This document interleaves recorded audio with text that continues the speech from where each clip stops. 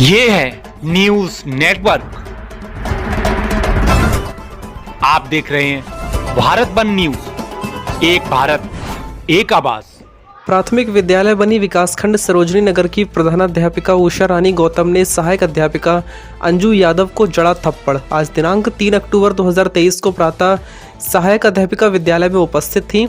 आज समय से पहले हेडमास्टर के द्वारा प्रार्थना शुरू करवा दी गई, जबकि विद्यालय का ऑफिस तथा अन्य सभी कक्ष बंद थे। इसका कारण पूछने पर कुछ नहीं बताया गया, बल्कि हमेशा की तरह रिकॉर्डिंग की गई। प्रार्थना के पश्चात सहायक अध्यापिका अंजू यादव और शिक्षा मित्र रेखा उपस्थिति पंजिका रजिस्टर पर हस्ताक्षर करने गई था। प्रधानाध्यापिका द्वारा रेखा सिंह से रजिस्टर के लिए कहा गया। जब सहायक अध्यापिका अंजू यादव ने इसका विरोध किया तो प्रधानाध्यापिका ने अंजू यादव को 3-4 थप्पड़ जड़ दिए और मोबाइल छीनकर फेंकने की कोशिश की। अंजू यादव ने थाना बंथरा पुलिस को लिखित प्रार्थना पत्र देकर शिकायत की और बताया कि मेरे कान में गहरी चोट है, लगातार दर्द से पीड़ित हूं। ये सारी घटना अन्य सहायक अध्यापिका सरोज यादव एवं विद्यालय के बच्चों के सामने घटित हुई। वहीं बनी ग्राम सभा के प्रधान द्वारा पूछे जाने पर बताया गया कि प्रधानाध्यापिका का रवैया ठीक नहीं है। विद्यालय में ना सफाई सही से होती है, ना मेनू के अनुसार भोजन बन रहा है, ना मेन्यू के अनुसार भोजन बन रहा है। कक्षा 1, 2, 3 की कक्षाओं में कूड़े के ढेर जमा रहते हैं। विद्यालय में देर से पहुंचना और सब पर रौब झाड़ना इनका पुराना रवैया है। पिछले 13 साल से विद्यालय में कार्यरत है। महिला शिक्षक होने के नाते इनके द्वारा किए गए गलत कार्यों को भी उजागर नहीं किया गया, जिससे इनका मनोबल बढ़ता ही चला गया और आज बात यहाँ तक पहुँच गई कि सहायक अध्यापिका को थप्पड़ जड़ दिया। साफ सफाई और रसोइया को लेकर मेरे द्वारा जुलाई महीने में BSS से शिकायत की गई थी। साथ ही सांठगांठ के चलते जांच के नाम पर सिर्फ खाना पूर्ति हुई। आज तक कोई कठोर कार्यवाही न होने के चलते प्रधानाध्यापिका उषा गौतम शिक्षिका से हिंसावादी शिक्षक बन गई। इनके द्वारा किए गए अनैतिक कृत्यों की वजह से शिक्षा और शिक्षा के स्तर पर एक नया सवाल खड़ा हो गया है। ऐसी प्रधानाध्यापिका को एक गरिमामय पद पर होना चाहिए या नहीं? इनका स्थान आखिर कहाँ है? दीपराज सिंह, मंडल हेड, लखनऊ की रिपोर्ट। मेरे यहाँ सब कुछ ठीक चल रहा था। उधर पूर्व माध्यमिक विद्यालय में दोनों टीचर्स के बीच में अक्सर झगड़ा होती थी, जो कि पता चलती थी, लेकिन मेरे विद्यालय में कोई झगड़ा लड़ाई कोई इस तरह का था ही नहीं, 1% नहीं था। हाँ, मन में जो कोई रखता हो वो अलग बात है, ठीक है। बाकी आप ड्यूटी कर रहे हैं और ड्यूटी मैं भी कर रही हूँ। टाइमली आना है, टाइमली जाना है और जो विभागीय कार्य है आप वो करना है, ठीक। मैं कोई ऑर्डर दे रही हूँ, आप उसकी अनसुनी कर रहे हैं, नहीं मान रहे हैं। व्हाट्सएप पे मैसेज दे रही हूँ, नहीं मान रहे हैं, वो भी कोई बात नहीं, ठीक। बात ये हुई कि कक्षा 2 का जो एक विद्यार्थी ये बैठाई थी अपनी क्लास में, उसने उल्टी कर दी। उसका नाम था और राजेश पांडे, जो उधर रहते हैं, उसमें क्या कहते हैं, वीर प्रताप पांडे ने उल्टी कर दी। इन्होंने कहा, अंजू यादव ने कहा कि वो मैम उल्टी कर दी है तो उसकी बहन को जरा भेज दीजिए। तो मैं समझी बहन को बुला रही है, शायद मिट्टी डलवाने के लिए उस पर बुला रही है। भाई साहब, कुछ देर बाद देखा यहाँ से पानी बह रहा था आगे, तो फिर हम उठ के गए। हमने कहा, ये क्या करा रही हो?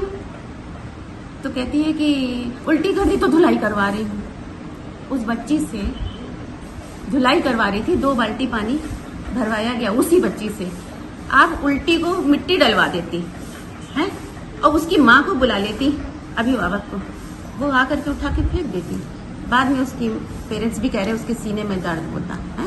आप जानते हैं भाई साहब कि वो कितनी गरीब हैं, गरीब, उनके पास खाने पीने का नहीं। वो बच्चियां भी बीमार रहती हैं, बहुत दिनों से बच्ची भी नहीं आ रही है। ये दोनों मिल करके मेरा वीडियो बनाने लगी, खूब लड़ाई करने लगी, झक। उसके बाद इन्होंने विभाग में भी इन्होंने झूठ मूठ शिकायत करी मेरी, जिसका मैंने स्पष्टीकरण दिया भी विभाग में।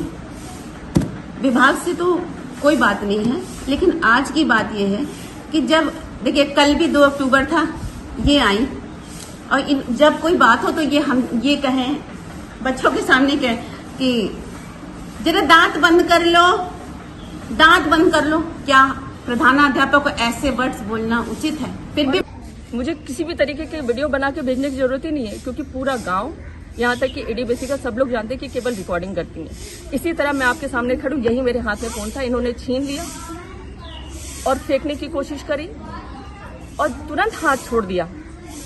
सर सोचिए कि ये जरा सी घटना है, केवल इन्होंने हाथ छोड़ दिया। ये रोज क्या करती हूँ, इनके ऊपर गांव वालों ने भी कंप्लेंट कर रखा है क्या? पूरे गांव ने कंप्लेंट करी है। प्रधान ने किया है? प्रधान जी कंप्लेंट कर चुके हैं बनी के प्रधान ने कंप्लेंट किया है। और इसके पहले भी खांडे देव से कंप्लेंट होने पे प्रशासनिक ट्रांसफर पे इनको कहीं हुआ था, ये तो यहाँ कराया गया है।